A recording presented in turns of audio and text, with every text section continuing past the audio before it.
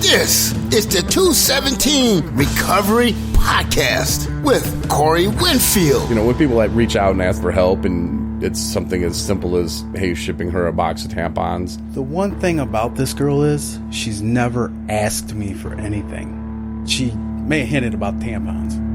It is the 20th of April, 2021. My name is Corey Winfield. Marnie, all right, she's at work. I have a special guest. See, that's the thing. Special guest, Shane. Shane, how are you doing, man? I am good, man. How are you? I'm doing well. I am a special guest indeed. You are, and you know, we even want to get you on. You were supposed to be on a couple weeks ago, and I think we even teased the fact that you're going to be on. And I know, I appreciated that. And then, like, I got a name drop. Yeah, and then we weren't. And then I don't remember. I mean, that's just life, you know. Stuff happens, Yeah. And we were able to meet up today, though, and this almost didn't happen. Yeah. But what an adventure that was. Before we get to that adventure, I have to ask you a question. Okay. Have you ever bought anyone tampons? I have, indeed, several times. Well, I was with a woman who was pregnant, and before that happened, she was very controlling. She was awesome, and she would send me out at 4 a.m. to get tampons. But that was like a relationship. Yes, thing. it was. Yeah, we not were like together for a very long time. Hey, I'm going to help this girl out. No, well, not a help. I would be on the phone with our Verizon Razors. Remember those phones? At 4 a.m. at Meijer. What is it, like easy or soft or flow or what? I don't understand. Guys, like we don't Jesus, know. Like, do you need the wings or what? Will I be offended if I give you the jumbo, or do you want the extra thin? Because I don't know. Yeah, it was like the first time. Does that mean the flow? Are they all the same diameter? Yeah. I don't know. There's like Always and Kotex, and like I didn't have any idea what she was looking for, and she's like, it's a light blue box with pink, and I'm like, they're all light blue boxes with pink. Like, what do you, like the small, like, do you need something that goes like on or in, you know, because there's both, and I don't know what the hell is going on here, and then she basically slowly described it, and I wrote it down, and I ended up buying the right ones, and I was really shocked that I did. And I said I never want to do that again, ever. It's a struggle, and until somebody wants to invest in my Bluetooth tampon idea, that is women are going to struggle out there. I really like tampons. They didn't come around until like the 50s or something, maybe the 30s. What did they do before then? Cloths? What do they call them? Free bleeders or free bleeders? Is that a name or is that a term? That's not. Is that politically correct? I don't know. Free bleeder? Well, there's a name for it, and I'm pretty sure it's probably not that. But it's similar. Like if you look it up or Google it, whenever you'll be like, I'll use clothes. Yeah. So you know what I'm talking about. But I think there's a whole movement of women that do that. Which. Whatever, man. As long as you're sober, right? Free the boobs movement, what they got going on now. I'm all for that one, though. Yeah, I mean, I'm down, and there's some guys out there that like to see my man titties too. Yeah, so exactly. Yeah, I'm not a part of the movement, though. Unfortunately, that's going to break some hearts out there. Sorry, guys. No, but I know, and like Marty is always like, "Why are guys always hitting on you?" And it's like, I don't know, because I'm awesome, probably. Maybe they. I don't know. She's like, you don't seem gay, you don't act gay, and I was like, I don't know, and she said that I'm a bear, and I've heard that term too, big fat hairy guy, cuddly bear, right? Some people like that, like some dudes. I mean, we all like different things, and some dudes like different types of women. I think that's a pretty normal thing that guys get hit on, even if they're not gay. Like it's an awkward, very weird thing to have happen to you, but it's. I guess, they don't know, and it's like we don't know if a woman is, that way unless we ask, and they get turned down. So, it was a very odd experience. It happened to me once when I was with my fiance at the bar. Some guy bought me a drink, and she's like, "Are you going to take it?" I'm like, "No," and she's like, "Well, I'll take it." It was really funny. Yeah, it can get interesting though, and. The last treatment place I was at, the horrible Chinese food restaurant, that's what we refer to it as, but like there was a guy in there that was like sexually harassing men, and I mean, I shut that shit down, but like other people, they were just like, and they would feel awkward, and they would report it to the facility, and they would just go, oh, well, and they had a thing where it was like, PDA is not okay unless you're gay. That's what they would say. Oh, no. And I'm like, wait a minute. Well, this Well, is sexual harassment. Yeah, You know, like if I were to do what this guy's doing to that guy to arrested. a woman, yeah, we'd be kicked out and there would be arrested, for sure. Yeah, but that place, I just wasn't a big fan of how they ran that. You know, because like seriously, like I felt like I was mistreated. I did report it once, and I think that's when I shut it down. Is, you know, then I talked to my therapist and was like, seriously, like you got to end up. Oh, PDA is okay if you're gay. No, that's wow. You know, and I don't know. It was just that shouldn't happen anywhere. That shouldn't happen anywhere. You know, and you know, not all gay people do that either. You know, not all men hit on women like that. You know, but there is that crossing the line, and you know, when you do that, it's no bueno, man. No, it is no bueno. You know, you can throw the fishing line out there, but if you can get no bites, man, reel that baby in and go to a different pond. Quick, like. That's For so sure. funny. It's all right. So we got the tampon question out of the way. Yeah, and then that was got into some. It got worse after she got pregnant. I'll tell you that. Like, it went from tampons to pickles at 4 a.m. with peanut butter and. How do they like up in there? No, not up in there. Oh, no, that's funny though. Thank you. No, running. Thanks for knowing that. I Thank forget you were in radio Thank you. before, so I got to keep my eye on you. That's funny. I love the name drop too. Not to mention any names, but you know, you guys, I just threw under the bus. Yeah. Oops, Awesome. my bad. My bad. Well, see, if you're telling the truth and it happened, it's not. You know, I'm not slandering It's anybody. not slander. It's just facts. Yep, it is. It's just facts. They can look up the charts and then they'll see it in there. Absolutely. Oh, Corey reported that. Yes, he did. Well, thank you for finally having me on. It's awesome. I've been really excited about doing this. I called everyone that still talks to me, which, you know, is a bigger list than it was 10 months ago. So that's great. And, you know, I was like, I'm going to be on a national podcast, which it really is a national podcast, you know. Like I read a lot in your, I did some research on your ties, and you have, like, ties to these, you know, recovery houses out west. And you had that guy you talked to that was that recovery community. I forget what state it was in. I read it on your bio. And then he was on your podcast and talked to you. And it was cross-country. So obviously you're well connected in the recovery community. So that's exciting just to have an opportunity to do this. So yeah, people reach out all the time, and it's nice. Every once in a while, I'll write them back and say, "Yeah, get on." Because I mean, but the problem with that is I'll see 50 emails a day, and I'll say, "Oh yeah, I'm going to get that back to that person," and then 3 days go by and it's on page 4, and it just sucks because then I'm like, "Oh damn it," and then I'll go through, but.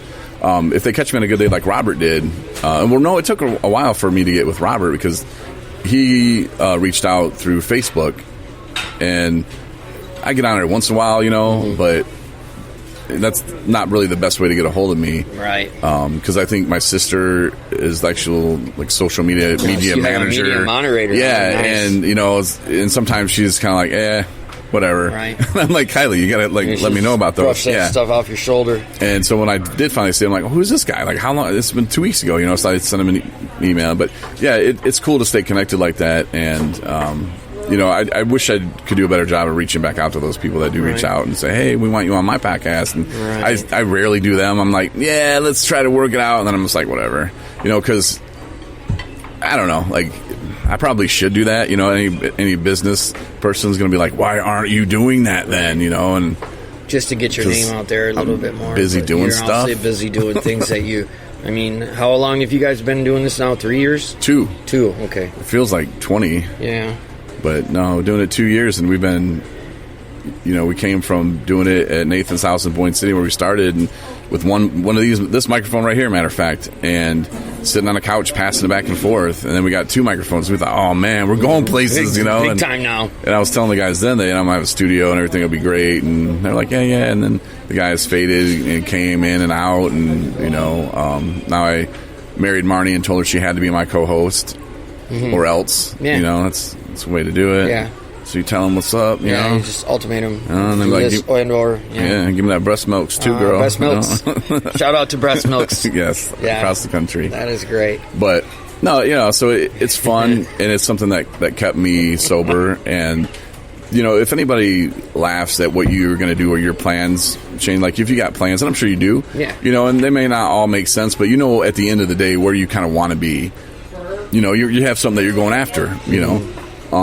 In early recovery, it's very important to have some kind of dream or some kind of like, I want to do that, and then you change how you say it. Not I don't want to do that, or I want to do that. You change it to when I do that. Yeah, when I do or that. I'm doing that. Or, and now that I've done that, I'm going to do this. You know, we're doing sober living houses. I don't know when, but we're doing them. We're going to have 217 recovery houses. You know, we have, or at least I do, I have a vision of kind of what I want. And I'm sure I'm going to meet people down the road. They're going to be like, hey, and add to it to make it even better. But I want it to be the best. You know, there's old nasty Chinese food restaurant that said that it's a treatment center that I referred to as. Yeah. You might have caught that earlier. I caught that earlier, actually, yeah. But they said that, you know, they don't want to be the best Chinese food restaurant in Michigan. They want to be the biggest. And, you know, that was slapping my face. And that was when I was working at that place. And so that was just kind of like, what? Like, that's not how we should do things. And that's not how I'm going to do things. You know, I'm going to do things the best and the most logical and that makes sense and that, you know, that help people. Unfortunately, and you know, people when they go to sober living, not everybody makes it, man. No. And you see people in there that are truly struggling because they don't know what to do next. Yeah. And I think having a part or a person in the house that can, you know, smooth that transition would just make it easier. Will it affect everybody? No. Will it make 100% success rate? No, not at all. But it'll at least help. And then if they go to the, you know, sober living and they're trying and absolutely trying and just not ready yet, you know, they're not at that point where they're not willing to 100% admit or accept that, nope, I can never drink again or use drugs again. Yeah. They're not ready, you know, and they will, and then they'll go back to treatment and maybe they'll have learned something that time, you know, and exactly. That's all you can do, and it's not personal, nothing like that. But you know, the more it just people go from treatment right to a place with nothing. You know, if there's no managers, or you know, if there's not, and this is just my personal opinion.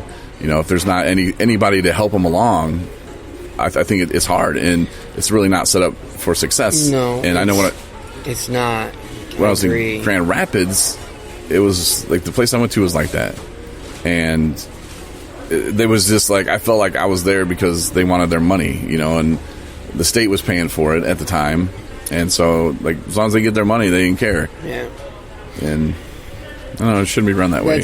In my opinion, like, the worst thing that you can be in a recovery situation is just another number to somebody, you know, because there are people who just don't give a shit, you know. And I've been in this community now for 6 months, and I've seen the people who come in and you know that they're just there because it's a free bed.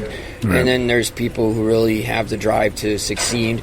And then there's those people that are in between that need the direction but don't quite have it, but have the desire, but without the right guidance, they just end up doing what they've always done because that's what they revert back to. Yeah. And some people just don't have the drive to do the classes and go to the meetings without someone helping them, motivating them. And you know, like you said, if, like, for my instance, you know, like, I am a house lead right now, and I've been experiencing some of this myself, and there's one or two people that it will take the time to come to someone and say, hey, I need help, you know, maybe getting food, or I need help getting to this meeting, or I need help figuring out which direction to go, you know, and then the higher-ups, you know, they have a business to run, so they don't see what goes on in day-to-day business, and that's why it's important to have, like, a house manager to help with that. And if you can save one or two people, that's really what it comes down to for me, you know. Like, can I help one or two people out of, like, the 20 I see over the course of a 3-month time period? And if the answer is yes, then that's great, you know. Like, that's one less person that I have to watch, you know, get in a car accident because they're frustrated and, you know, they don't know what to do, and they're making excuses on how they're not ready to admit they can't control this, and they go out and they do something stupid because they think they have it under control, you know. So, and a lot of that can be avoided with the right, like with what you're talking about, with the right setup and the right, you know, support structure and the right from the top to the bottom. If everyone's in the right places, then you are setting people up for success, and they're a name and not a number, and that's really what's important. And not that that's the way that, you know, there's no 100% perfect way, and everybody's different, but at least they have a chance. At least, you know, they're moving into a place that's legit. But, you know, one of the problems with that, too, and I think that we're going to be okay with that because I think people see what we're doing, and they believe in what we're doing. Right. And they know that we're not just doing it to do it. We're doing it because we think it helps people, we think it makes sense. But there's not a lot of money, you know, in recovery housing. And that's why people are like, there needs to be more. But do the numbers, add it up. People they're not. It's not a profitable business. You know, you can pay for everything, but that's about it. You know, and I've been at sober living houses. Like, man, they're banking on this. Man, there's like 10 of us in this house. We're paying $400, man. That's like, you know, $4,000 a month. Okay, but he's supplying all the cleaning supplies, the electric, the cable, the liability insurance, and all the operational costs, and the lot rents, and everything on the P&L that people mortgage don't see. payment, and then you know, at the end of it, you start, wow.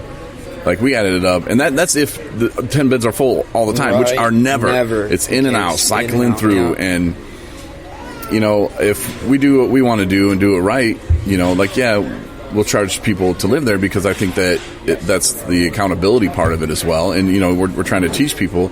And, you know, it is a business, but that can help cover the cost of the mortgage and supplies. But, you know, donations from people who believe in us, you know, that's where I think that'll come in, where, you know, we'll be able to pay somebody, you know, to live in there and not just pay them, hey, you get free rent, you know, live here and you can go off to your real job during the day. No, that will be their real job, you know. And I think that there's probably other places around the country that do something similar, I'm sure. I know I probably should research it, but I don't know. At the same time, too, though, I don't want to take somebody else's idea and go, let's just steal that, you know. Right. And I don't know, but I could probably talk to some people and say, well, what's working, what's not, and tweak it. But like I said, this is years from now. I don't know when, but I'm just saying we're going to do it, and I'll have plenty of time to meet plenty more people that are going to come along, and, you know, that God's put in my way, and not in my way, but by my side, that can really help us. So it'll be good. I think you guys will be great. I would love to be a part of it, to be honest. Like, it would be something I would love to be a part of, you know. You know, like, I had an opportunity to have a job like that, and I just felt like I wasn't ready in my recovery to do it.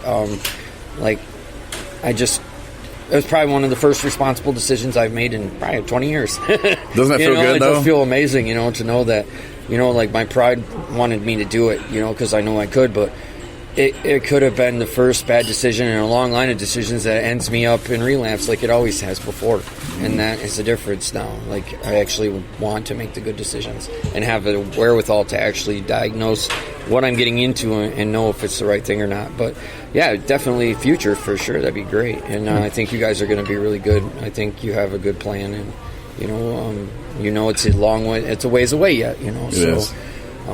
You know, plan on the now, and you have an idea of where you want your business to go, and that's all you really need, right? You know, that's just it. You know, you just need the desire to want to do it. And like you said, it's a labor of love. It's obviously not financially, you know. It's not going to make you rich. Exactly. You know, and that's not what it's about. And, you know, like I said, the people that will see what we're doing, and just like our transportation service, you know, like, that's going really well. And I think it makes a world of difference. Now, has everybody went home and stayed sober? No.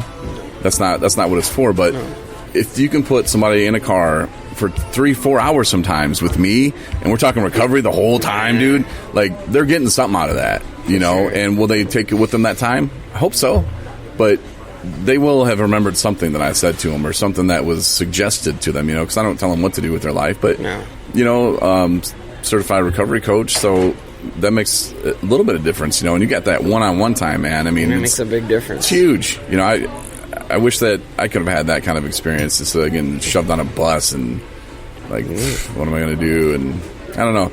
And, like, Speedway and Meyer, you know, them giving us donations, it was huge for us, you know. Gas costs money, and, you know, we blow through a lot of gas. So, but just them giving us, it wasn't even about the money. And I wrote them a thank you note the other day, and I put that in there. Like, it wasn't about the money. You know, it wasn't about, it could have been, you know, $5,000 or $500,000, and it wouldn't have mattered. You know, it could have been 50. It's about them acknowledging what we're doing and acknowledging that people can recover. And that's something that, you know, by them donating it just kind of led me to believe, like, okay, if somebody's out there struggling right now, Speedway believes in you, so does Meyer. You know, like, if they didn't believe in what we're doing, if they didn't believe in recovery as a whole, they wouldn't have given anything. You know, they were just throwing our stuff in the trash, but they were just like, oh, wait, okay. It gives, meaning to what you're doing to be backed by actual corporations that believe in you. Yeah. You know, and that's a huge thing. You know, it's even look at these guys believe in us. So like, you know, that's just a great big thing to have in your pocket. You know, and I know for a fact you can reach people because my Dukoski experience, man, I was a mess back in August. I was a mess. You know, like I was just not in the space I am right now, you know, and I met you there. You were a counselor or coach or whatever your job title was, and like you gave me a certificate because you recognized that I was just pouring my heart out. Like I just wanted it to be different. I just knew what I was doing wasn't working, and I was just ready to just do whatever it took to, and for you to recognize that meant a lot to me, and it stuck with me. And I never really got a chance to tell you that, but like, so if you can reach people like in that situation, I know you can reach people one-on-one in 3 hours, you know, like, and you really have an eye for putting recognition where it needs to be when it needs to be said. And I think that's a talent and a gift, and not a lot of people have that ability. And that really gave me motivation to really work, you know. It was a great experience. It was my first inpatient treatment, and I really didn't know what to expect, and I really just stayed in my own lane and just did it, you know, and I'm glad I did. So, and I met people like you along the way that really helped, so it was awesome. Yeah, the first time I met you and saw you, like, when you really made an impression on me is, you know, that day in the group or whatever, and I just remember thinking, okay, that guy's got, like, that guy is what I'm talking about. You know, he wants to change, because a lot of times you get into treatment places, and, man, I am all about having that fun. I love having fun, and we still did have fun, you know. Yeah, did we have fun? Yeah, I showed you guys how to have a little fun, Try man. to draw pimp slap in Pictionaries. So, yeah, we did have fun, for sure. You know, I kind of think that, you know, I obviously don't work there anymore, but it's not because I didn't like it. It's just I'm just too busy. But I just kind of worry about sometimes if, you know, people are still having that kind of fun, that kind of release, because, you know, going to groups all day, man, over and over, it's tough. It's a grind, for sure. And you're in your emotions, and it felt good to laugh, man. It really did. It was funny watching you guys draw penises on the whiteboard, and that was my thing. It's like, you ain't had fun yet. And my first time I get up there to draw, what do? Draw a number. And lost us 5 points, and we still won 6-5 because we just had that awesome team. But I was like, don't draw numbers or letters or anything like that, and I was like 5 right on the board, like an idiot. Yeah, that was a tough one, because people were like, I think that was the one where people really got upset. Yeah, they did. And I'm like, come on, guys, it's just a game, man. Right? And we still pulled it out. And it was because of my answer at the very end. Or Devin and I had guessed some crazy thing with a baseball player. I don't remember the one. Yeah, Derek Jeter. Yeah, that was a hard one. Ridiculous. Just kidding. I'm opening up, and I'm almost afraid to look inside and go, oh my God, how am I going to draw this? Like, it was great. But it was fun, you know, a bunch of men, grown men, drawing crazy stuff. Yeah, but it was a nice release on the Friday, Saturday. You know, like it was what we needed. Mm-hmm. But I don't remember where I was going with that. You saw me. Oh yeah, and the fact that you were at that point where you're done. Like, you're ready to admit to yourself, like, I'm not special. I'm not the one that's going to be able to figure this out and still be able to do a little bit when I want and this and that. Nope, you were like, I'm done. You're like, let's try your way. I guess you get to that kind of thinking of my ways. I'm done with my way. My way has not worked. I've done really horrible things to people, and I'm not that person, you know. And I could kind of see that in you. And you know, some of the guys, like I was saying about joking around, but some of them just were straight joking around and straight trying to put on this facade. Yeah, and I didn't spend a lot of time with those people because they thought they were fooling people, but they weren't. And, you know, sometimes I would give them a little bit of a chance, but I wouldn't go overboard with it. And I didn't really go overboard with anybody one way or the other, I don't think. But it's the guys that really wanted it, like Justin. You know, I could tell, you know, Justin really wanted it, but I kind of had some worries about Justin. And, you know, he's a prime example of going to the right place after treatment, you know, where he went in Boyne City was Nathan's house. And sorry, Justin, not to be getting all up in your business, but he went there, and I think that's exactly what he needed. You know, he went there alone. He didn't know anybody, You know, he had to make new friends. He had to follow new rules, you know, and Jason's rules are strict at Nathan's house. So if you're looking for a sober living house and you're like, oh, I'm just going to go there and mess around, that's not what sober living is about. And Jason will let you know that, and you'll be gone quick. Because it's sober living, you know, like you're learning to live. It's not an apartment. Right, yeah. It's not. I mean, and Jason will let you stay there for 20 years if you want. You know, just keep doing what you need to do. You know, there's no time limit on what Jason does, but it's not an apartment. You know, it's not. You come and go as you please. You know, but I mean, you could, but I mean, it wasn't your rules or right. Oh, you've been there for a year, so you can do whatever you want. It wasn't anything like that, and it's tough on some guys because they're not ready to let go of that, and they don't really want to live in sober living.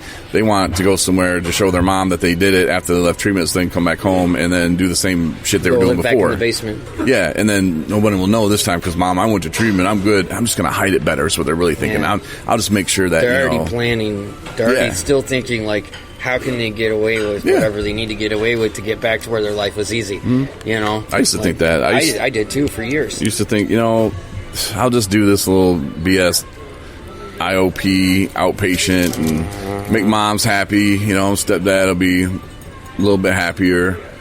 And then when I land a radio job in California, because there's a few places, California, Traverse City, which is hilarious to me, was one of the places that I had selected that I would move there and do radio. And until the perfect job came up, I was just going to wait. I wasn't going to take another job like I did earlier in my career just to move, because it's a big city. And I wanted it to make sense. But I'll be able to drink then. No one's going to know me then. And I'm going to have so much clean time. My liver will probably heal up from when it, shut down. So I'll be good. So I still had that, and as I looked at my mom and said, yep, I know I can never drink again, in the back of my head, that's what's going on. Yeah, of course. If you want to be really honest, that's what was really going on. And it wasn't until I came to terms with it and that, no, I can never drink again. Yeah. I don't care if I go to California, if I go to Ireland, I don't care. I can't. Yeah, for those of you listeners who are new to this podcast, that is a very awesome podcast where you talk about what you went through the day you decided that you weren't going to drink anymore. That was a really powerful podcast for me. Like when you blow like a 0.5 and it's because you're normal and you can talk to people, that is definitely time to for me it would just be like what in my throes of where I ended up with doing so much just to stay level, and being like, I don't want to do this anymore, how many times do I need to go to jail to figure this out, or how many family members are going to stop talking to me, or how many, freaking times am I going to live in my car, and just, it's just what it takes is what it takes sometimes. So was it hard for you, like when you came to that point where you're like, damn it, I have a problem, but I don't know how to stop? Did you ever come to that point, or was it hard for you? Several times, like, I was in IOP down in Grand Rapids when I was working at Applebee's. I had my own place and, paid bills, but I was on, Suboxone, and I was just abusing that because I was getting Subutex instead of the strips because I didn't have medical insurance and my doctors were helping me out, and I just was still living. I was working 80 hours a week and going to the casino, and 1 year in Gun Lake, I spent $28,000 because they do a profit loss thing. $28,800, and I was a server, so that tells you how much of my money was going towards just other. I was still an addict, full fledged, and it was hard because I was like, I am living my life, I am paying my phone bill, I am living in this house and doing these things, but like, I still really needed help, and I just wasn't ready to get it yet. And then when I came up here, like, it just took a random number of events that just kind of put together the fact that I was looking at going to prison for violating probation the day I got out of jail and using. It's like my PO was, the prosecuting attorney, and when I violated, it was like, you got 1 foot on a banana peel and 1 foot in prison. What am I going to do with you? All these substance abuse charges, like, what have you done with your life? And, my mom was there, and she, she just wanted me to, part of her probably didn't want me to have a chance. Part of her really thought that prison would be a thing for me that would help. And they gave me a chance, and my PO gave me 24 hours to get into a rehab, or else I was going to go to prison for 33 months. And I talked to Dan and MRE, and the next, or ATS, and the next thing I know, I'm in I get dropped off to detox, and I really didn't even want to admit I had a problem then. And I was looking at prison time, and I go through detox, and and then the next morning I wake up and I call Dan back because I needed to get into treatment, because that was the deal. I was like, I need to be in treatment before detox ends, or I'm going to go to prison. And I was just straight up with him, and it was completely motivated by the law at that point. Like, I wanted to get clean, but I wanted to not be in prison more than I wanted to not get clean. I'll just tell you that right now. Like, I knew I could do it because I've done almost 4 years of total jail time, for substance abuse. So, I mean, it's not a big deal to me. It's just another year. I don't want to throw away any more years, No, God forbid. 10 months here, 7 months there, violate probation, 10 more months here, and it's like I end up living in a basement at my parents' house again. It's like, what the fuck am I doing with my life, And I finally get this chance, and I get to rehab, and my PO puts a tether on me. So I don't run from rehab, And I was all right with that. And then as soon as I got there, I realized immediately that it wasn't about the law, or it was just about not wanting to. Obviously, like you said, what I was doing was not working. Something needs to change, and it's time. I'm 43 at the time. I'm like, it's hard to admit you need help, and it's humiliating. Yep. And it's humbling, and then you have to open yourself up once you admit you need help, and talk about things that you don't really want to talk about because you're a guy, and you have that pride. And it was hard, really hard for me. It really, really was. And then it became not so hard. And then it became easy. Yeah, you let go of it. It's like... Yeah. And once I really, truly let go and said, I cannot do this alone. I remember telling you and Tony, and I was like, I can't do this by myself anymore. Like, I can't. I have nobody, so I am alone, because I've alienated every one of my family members in one way, shape, or form through theft or lying or all the above. And I'm literally sitting in a hotel room on Christmas crying myself to sleep because I can't even get my family to pick the phone up. I'm like, I don't want to live like this anymore, man. It sucks. And even if I can't get them back, at least I can get myself back. And that's where it started. And like I said, it just became easier. But at first it was hard, for sure. Because we keep holding on to those things, like you said, that we're men, and maybe it's the same for women. I'm not sure, but the whole I can't admit this, I can't admit that. But then, when you do, it's so freeing. I compare it to buying tampons for the first time. You're nervous. You don't know what.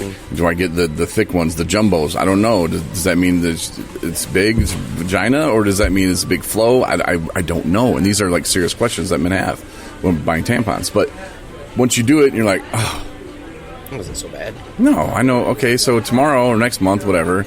Hopefully, she doesn't need another box. But if she does, I'll be ready. Yeah. And then the third, fourth time, seventh time, you're so much more familiar with buying those that you don't even care anymore. Oh, who sees you? Who gives a shit? You're buying tampons for someone who you love, or whatever. So and some people probably think that's a very odd analogy, and I'm a very odd person sometimes, but it makes sense. It does, and you can start letting that go, and then you're being honest with yourself. And you've seen this, what I'm about to say too. In treatment, I was the same way, where I wasn't as bad as that guy, because that guy's got a heroin problem, or that guy is methed out still. Like, not as bad as that guy. Like, I still have a car, I still have a nice house, I still have a girlfriend. Oh yeah, well, whatever, dude. You're gonna go back on the streets. I'm going back to my house. And I've met a person like that recently, and he's still like going through it. And unfortunately, he's been to treatment like 8 times already. And I'm just like, I look at them, and I look at people in stages almost, and they say the same shit I used to say, and they act the same way. And I'm like, oh, that's where he's at. And I'm like, oh no, like he's so far away. And how he goes to the next steps to get himself around the other side of the corner, I don't know. But exactly.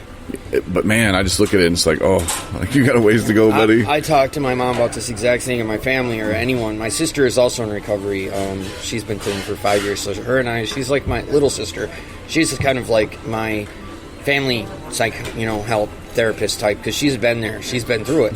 And I've been there, I've seen it. You see people that relapse, and you're like, you have to, you're not there yet. I remember being there. It's not so much I'm not isn't addicted to you, or I'm not in the same headspace you are, or I'm going to be able to get out of here and do this, and you're spun out of your mind still. that's not how I look at it anymore. I'm like, oh, I used to be just like that, or I was just there. I know exactly what he's going through. I know exactly what I was like in that moment, exactly. And you're got a ways to go. Like you said, you're like, yeah, he's got a ways to go yet. How he gets there, I don't know, and I hope he does well. But, you don't know. Yeah. So I was telling the story to Tyrone the other day about how I used to get angry, man. Like, I was at this one center in Berrien Springs, and this time, man, I was serious, and I really wanted it. And this guy behind me he was old, and he was telling these stupid jokes, and they didn't even make any sense. And I told him, I was like, if you tell me one more joke, I'm gonna punch you in the face. Like, I'd had enough of them, dude. And like, to me today, like the last time I was in treatment, I had to learn to deal with it, And so now, it would have been totally different, the me now would have just done what I can do, right. Control what I can control, threatening that man. There was this other guy too, this older gentleman who had like cross-eyed, and he just was talking bad to the lady who was running the group. And I finally told him to shut up and to get out, that no one wanted to hear his shit anymore. And he got up, and I was like, dude, seriously, man, like, come on. Yeah. And he's like, but that the way I would have handled that today would be totally different, of course. And at that time, though, I was just so frustrated with not getting it myself, not understanding recovery, and not why isn't this happening, for me? And I want it to happen, so everybody needs to be serious and on my page. But, this last time in treatment, I had to learn a lot because there was people I didn't like there, but I had to be there. I couldn't leave.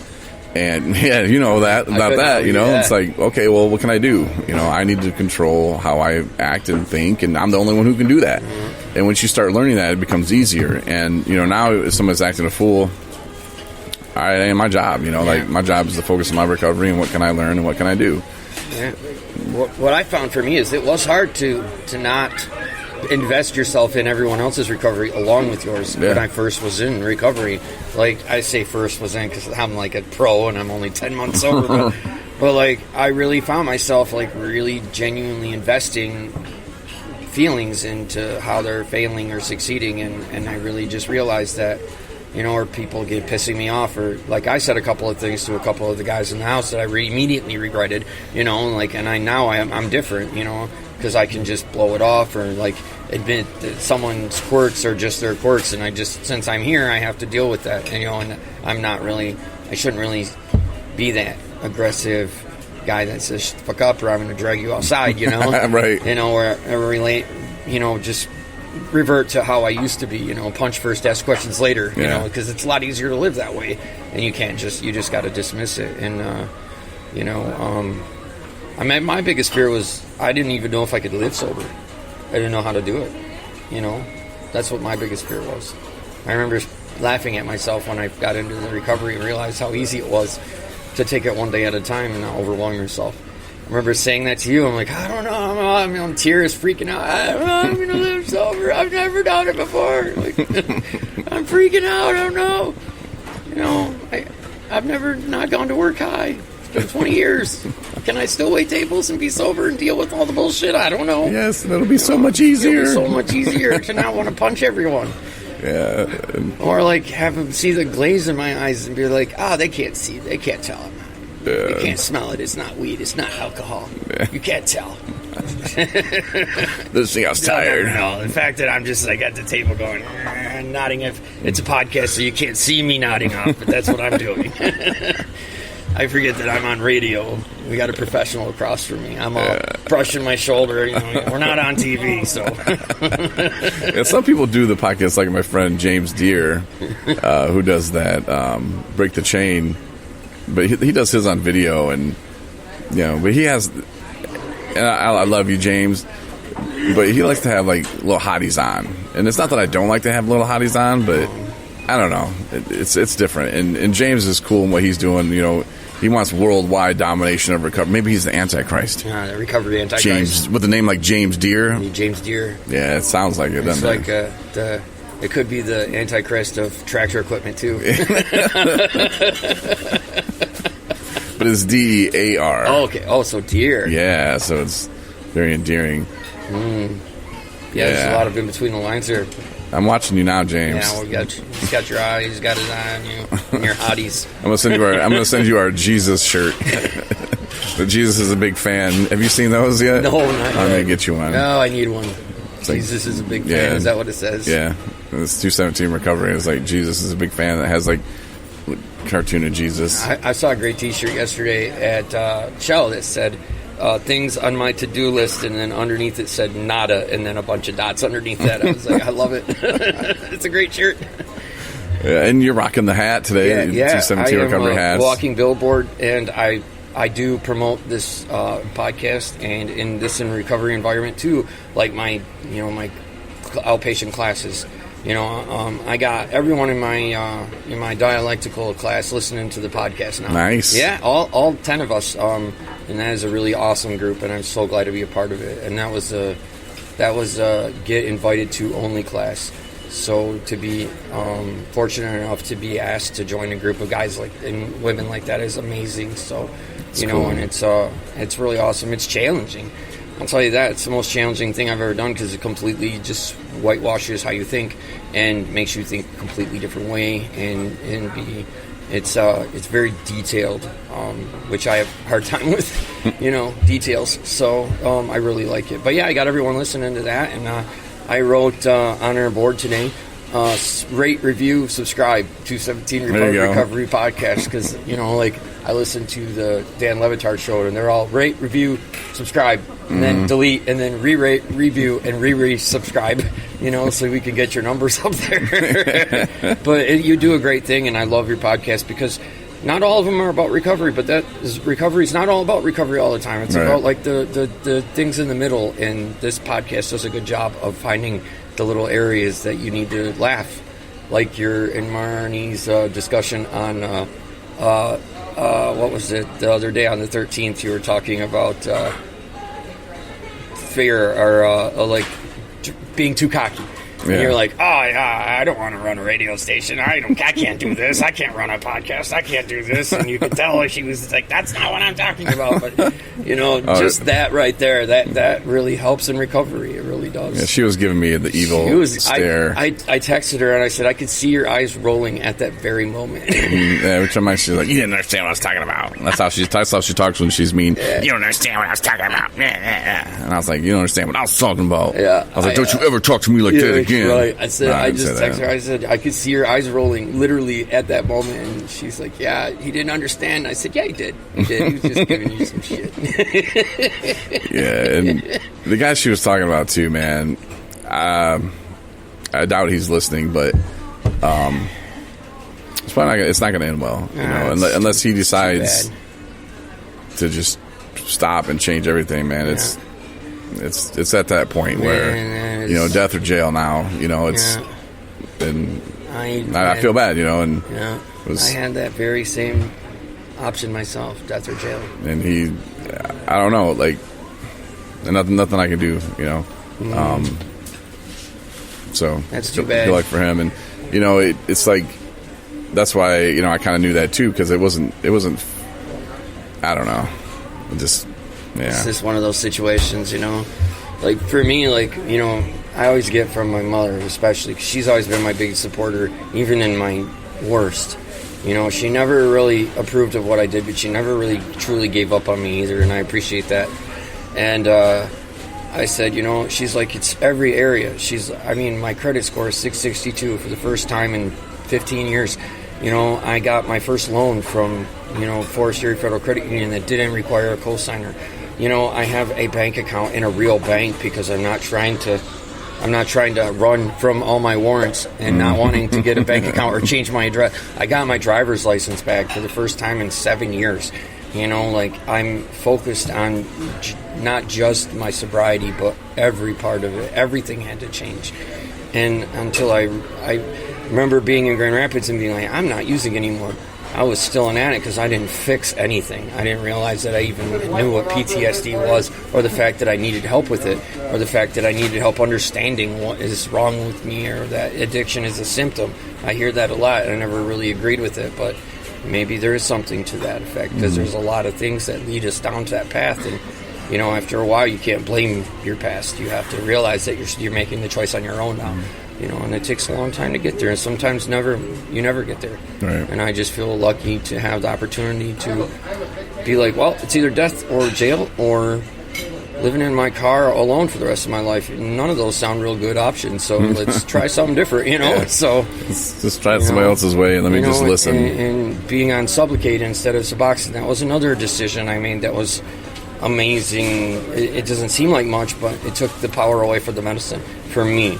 Like, it doesn't work for everyone, but instead of going through it feeling like crap in the morning, taking one, feeling good until it wears off, it was just like going through the process of shooting up for me. It was the same exact thing. So I was like, let's give the power to the medicine away. Get a shot once a month, and I'll tell you what, like, I haven't felt any different from day one to this is my 10th month on it, and it allowed me to not focus on that process, which allowed me to focus on other things other than, well, it's time to take my Suboxone. Oh, it's time to get high. It's time to not get high. It's time to feel right when I wake up in the morning because I feel like shit, like that all went away because now it's an even level, and I'm on my last treatment. It's a 12-month, and then it has a 9-month whatever they call it, tartrate. It basically stays in your system and slowly goes away. In 9 months, I'll still test positive, but it weans itself off, so there's no withdrawal. So I don't even have to think about it. That's and I know a lot of people have, not kind words to say about medicated assisted therapy, but there are ways to do it where you're not abusing it or trading it from one addiction to another. It can be part of your recovery. It's possible to not replace it, to have it be a part of your healing process and not be a reason why you need to heal, if you do it right. But you have to, get the medicine and do the work and go to these classes and go to therapy and talk to your counselors when I feel like I'm going to wake up and use. That still happens.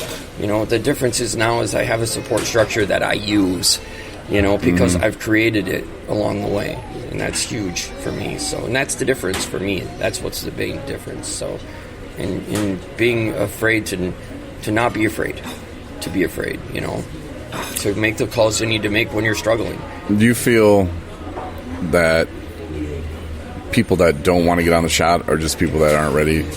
Part of me does. I do. Because I hear the argument all the time. In fact, just talked to someone who was on Suboxone the other day, and he's like, I don't want to do the shot. It's making you sick. And I'm like, to me, it sounds just like an excuse to still get high. Yeah. Because Suboxone, if used improperly, will get you pretty high. If you haven't ever taken it before and you take it, you got me high for and you're puking and you're laid out for days, and I was on 24 milligrams of it a day.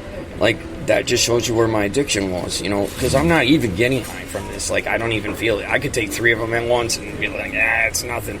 But I would get a subscription for 21 of them, and 3 days later, I don't have any more. Right. I'm like, I gotta go get some more. Let's get an extra one. Now I'm buying them off, where I'm not supposed to be buying them. And it's like, am I really sober? No. It's addict behavior. It's addict behavior, running wild. I'm just chasing an excuse to get any kind of buzz I can. And if I can't get it from Suboxone, I'll just go to the casino and spend $10,000 a freaking month. It's like, Christ, what am I doing? But yeah, I do agree to a certain degree, because some people do have adverse reactions to the shot, and it's not for everybody. There's a lot of side effects it causes, the main things like constipation and irritability and weight gain, and people use it as an excuse to not want to use it. But at the end of the day, it takes away the process of opening it up and getting adrenaline rush, just seeing the orange piece of film, getting it under your tongue, getting all that excitement and washing that all away. It's just going through the whole process of gratification of using. And if you don't want to use a shot vehemently, I believe that you still want to use. Now, that's not for everybody, but that's just in my experience, because you start out on 300 milligrams for the first 2 months. People are like, that 300 milligrams divided by 30 days is only 10 milligrams a day, and I'm on 21 milligrams. It's not like that. It's different because it's liquid, and it slowly goes through. So, the first 2 months is basically is the same as getting 3 strips a day, only instead of getting it all at once and having it wear off in 4 hours, you get a tiny little bit of it through 24 hours. So you're getting basically 0.2 milligrams every 30 minutes mathematically, And then after your second month, you go down to 100 milligrams because you've leveled up. So what the 100 milligram dose does is it puts you down to about 2 a day. That's the average of the difference, about 2 8 milligram strips a day, except for on a 24-hour basis. And that you stay on that until you're ready to come off. And every month you're on it adds another month of half-life. So, like, I've been on it 10 months now. So, like, I have 7 months of half-life built up. My last 3 doses are still in my stomach solid. Haven't even started to dissolve yet because it's still on 4 months ago, because that's how slow the medicine works. And you don't notice, it's no different. I didn't feel the difference going from 300 to 100, but she said that people freak out because they're not getting the same dose, and that's all in your head. Right. I can't do the 100 dose. I'm having cravings. And blah, blah, blah.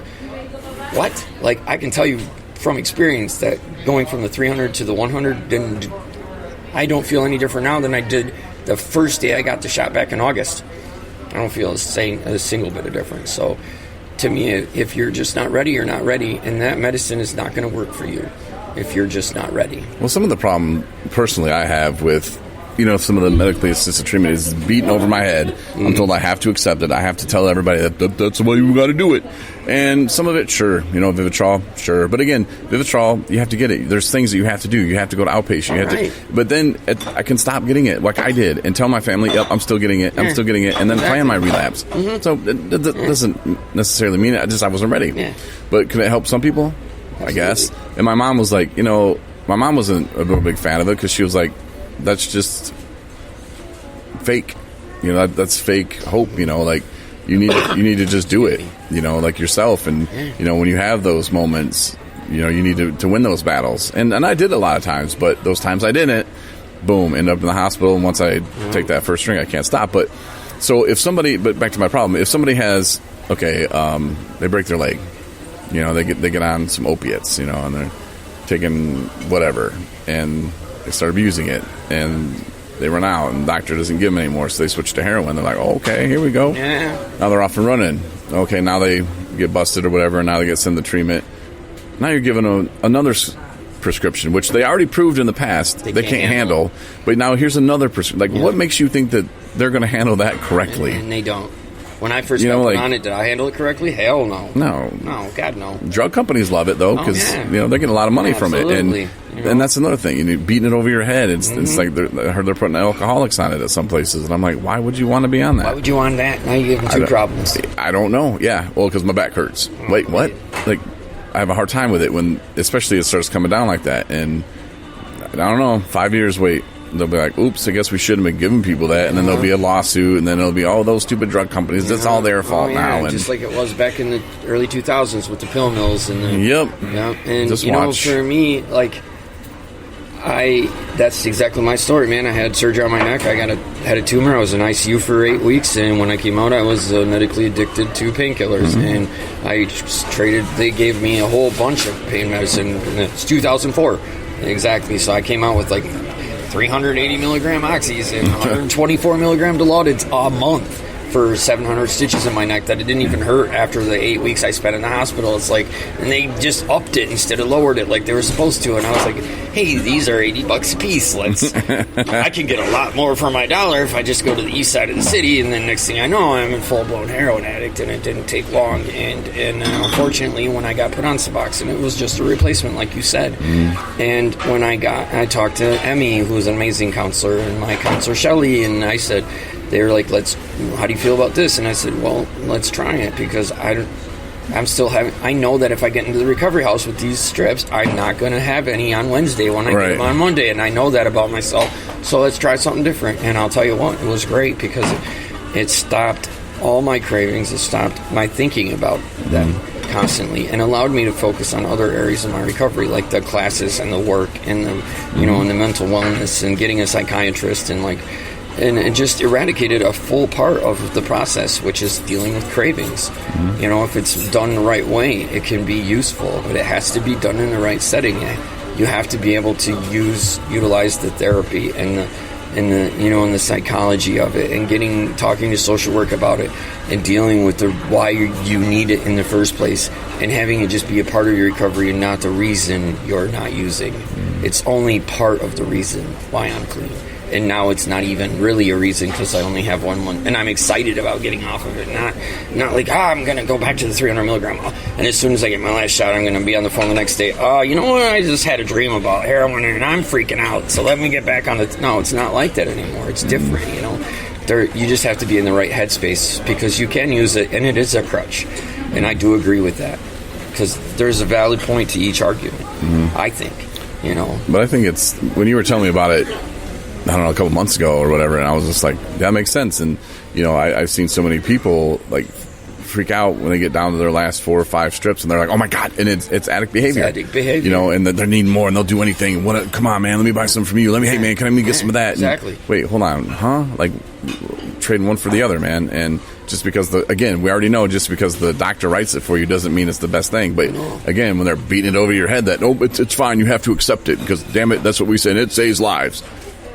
Okay, well, we'll see. My doctor, my first month I got it, I thought for sure I was going to experience extreme withdrawal and freak out. And, like, she said, whenever you have a doubt, just feel your stomach. And that little hard ball is there because it forms a ball in your muscle tissue. You know, like, not that ball. I was going to say, that's you're in your stomach. That's pretty bad. That'd be horrible.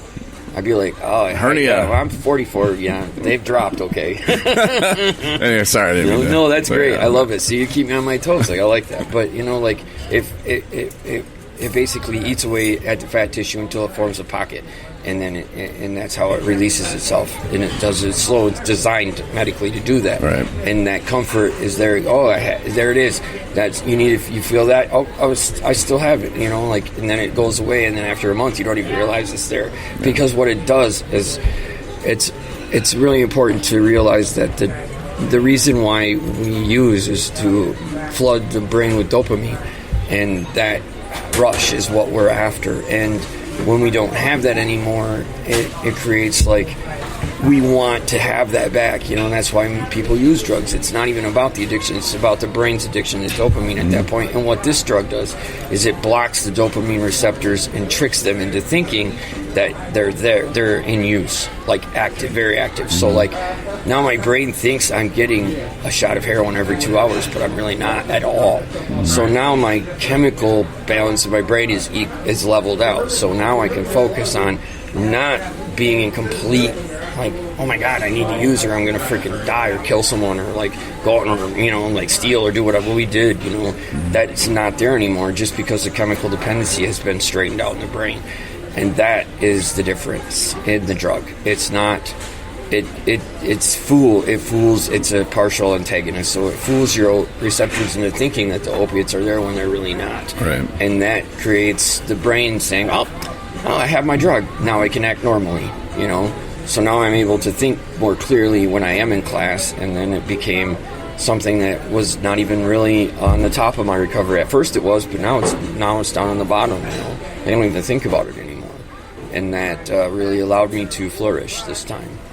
That's so, good. Along with all the other choices that I made that were not, conducive to more jail time. Yeah, you're not going to learn anything in jail, but you'll learn that you don't want to be there. Exactly. You know, for sure. Thank you. And yeah, we'd like to thank Denny's too for if you're listening going, wait, what was that baby crying? Corey has a baby? And, you know, like, what is all those plates? Is somebody doing dishes? And Shane talking with his hands constantly, hitting Corey's $5,000 microphone 7 different times. Those actually, I bought them, they were 30, now they're like 40, so they're going up, which is weird.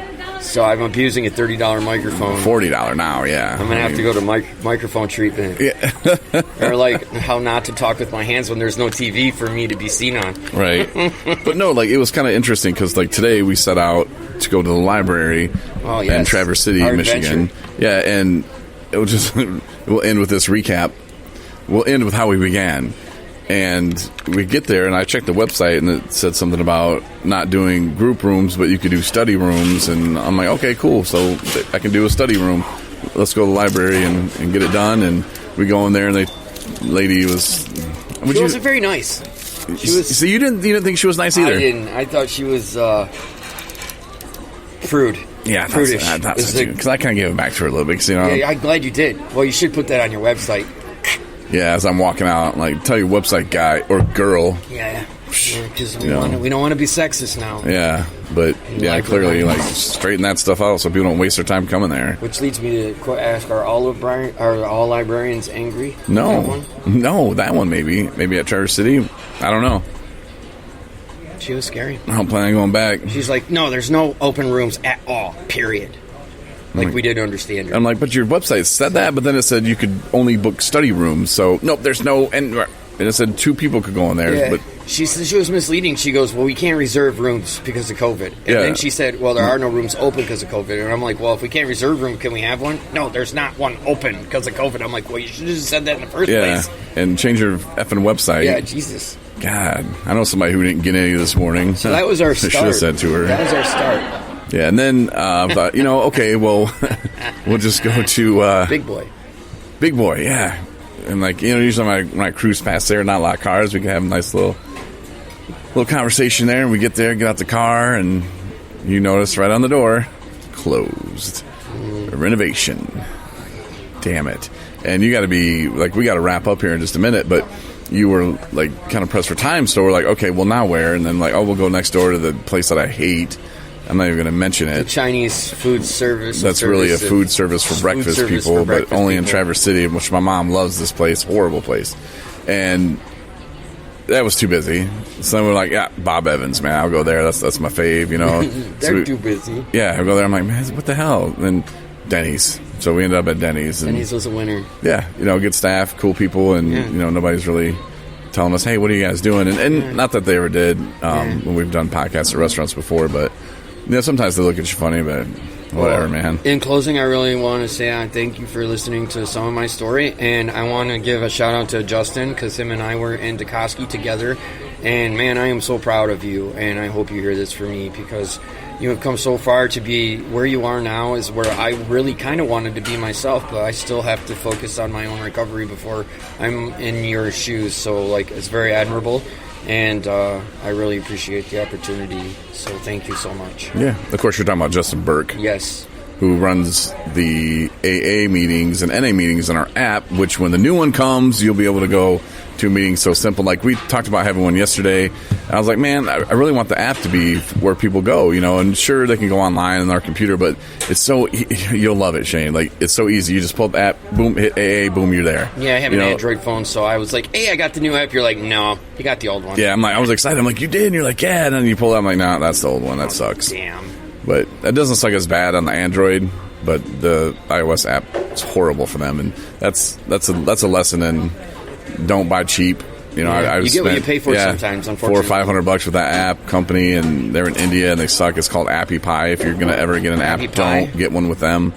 Yeah, it used to be called something else, and they merged with them people, and it's horrible. You got to be skeptical of Appy Pie. Yeah, it was like the App Maker or something is what it used to be called, and then they combined and merged. Is that like the GoDaddy of app? No, because I'm sure GoDaddy is a lot more efficient and a lot more effective. I mean, this place, it sucked, dude.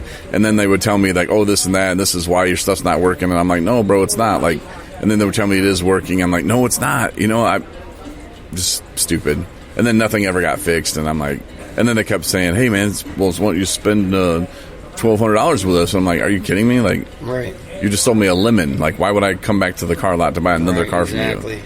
Silly. So, yes, the new app is going to be here soon, hopefully within the day or two. But, yeah, Justin Burke. Yeah. So I'm proud of him, and I really am thankful for my support group in recovery and you and Marnie and Shelly and everyone at ATS. So it's really been a great experience. So thanks for having me on today. No problem. And I know you said Emmy earlier. I just want to make sure you say it again. I did. Emmy is amazing. There you go, Emmy. She was the first counselor I've ever had who was actually emotionally invested. She had me write my hello goodbye letter about my dad because that was where my issues were. And she was there for me every step of the way. And she shed tears for me. And they really meant a lot. She really meant a lot to me. And I tried to reach her after I got out, but she's always busy when I call. So, Emmy, I will never forget what you did for me. So thank you. There you go. And see, Emmy is one of those people that's like, I listen all the time. But she doesn't. So we'll see.